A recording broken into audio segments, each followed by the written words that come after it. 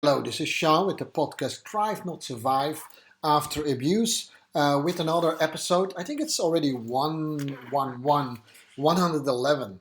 So we were in the series of, telling your story and that there is a structure and the same script behind every story that actually is been told. Doesn't matter what culture, doesn't matter what genre, doesn't matter whether it's a man or a woman who tells what is about the stories around heroes or a group of heroes is always the same. And why is that important? Actually, it could help you also to tell your story.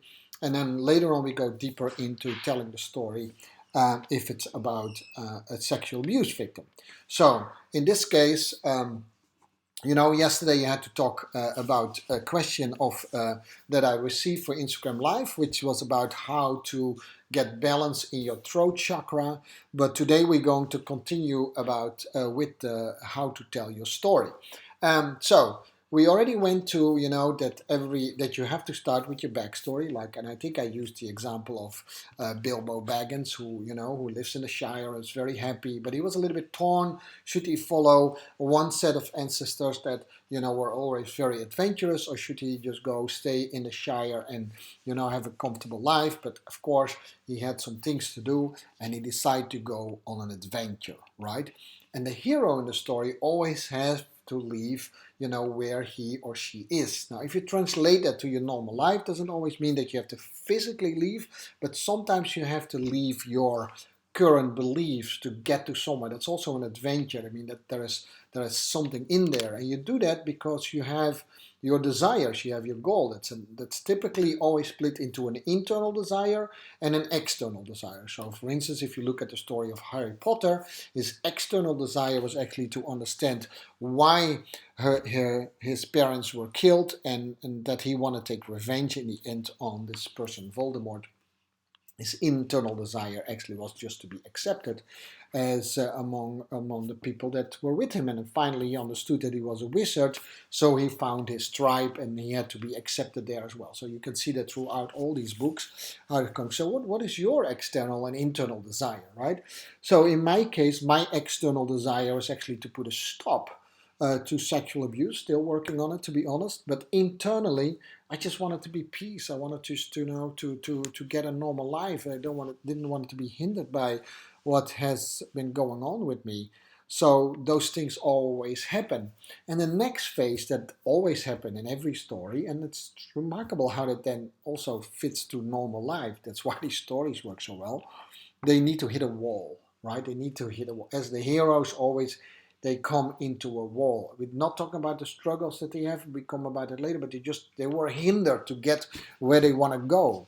So of course, Harry Potter had to overcome many things. Bilbo also, he had to find his inner hero, and he was fighting that he was a little bit looking at things from a distance, right? So everyone hits a wall in their life, and the same thing was with me. I knew that I want to go out there, but then it's not as easy as you think, right? It's you have to overcome something. So that is your next step in telling your story. What are the and often if you want to tell a short story, then it is maybe more like then it's maybe more I hit one wall and I went through it. I hit one problem and I overcame that.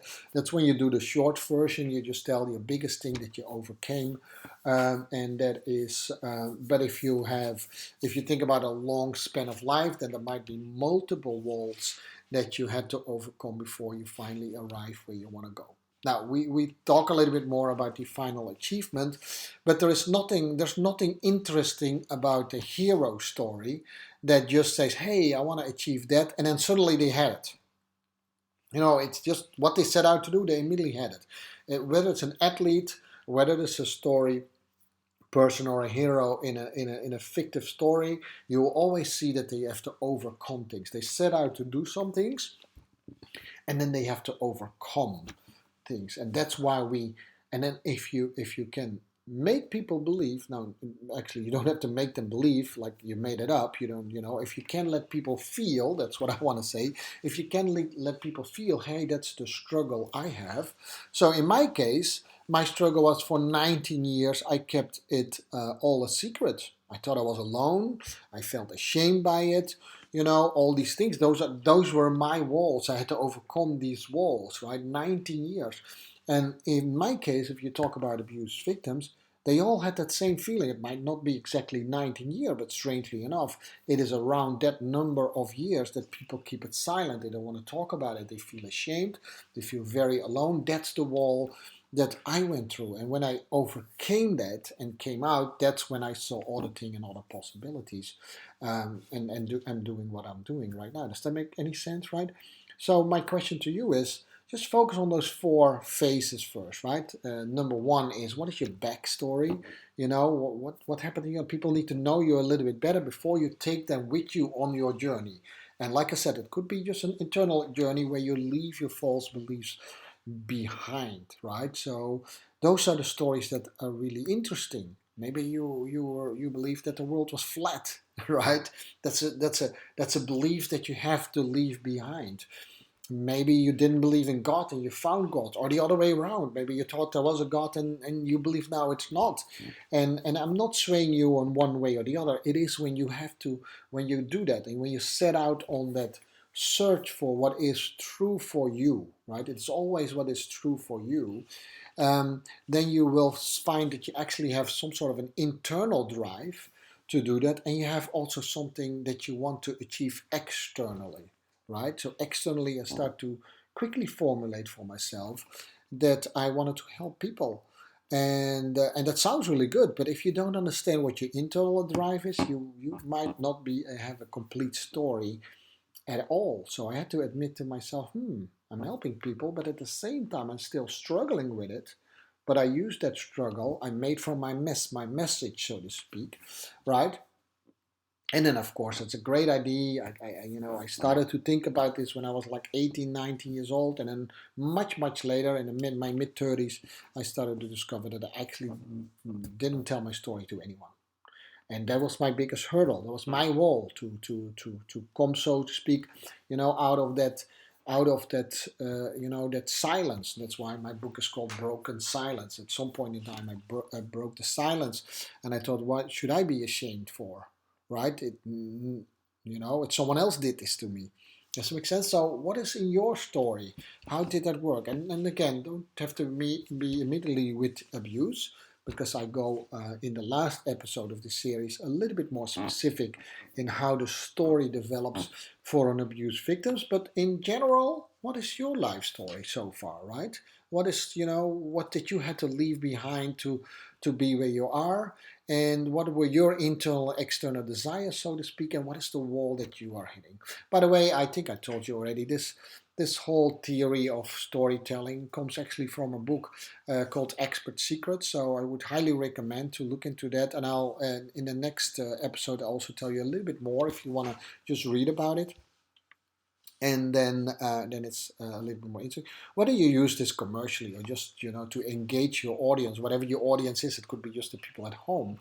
That's all up to you, right? And you have no idea, but you probably are already telling more than one story every day. And the more engaging you do, the more you captivate your audience. And after all, you communicate to be understood. Does that make sense? So it's not a bogus. It's not like a manipulating. It's just get a little bit more an engaging conversation. But yeah, of course, this technique can also be used in a wrong way. But I tell my story the way it truly is, right? So it's hopefully very authentic. Yeah. All right. So that was number 3, I think, already in the series of how to tell your story, of the stories of the hero, and how that you can apply that in your normal life.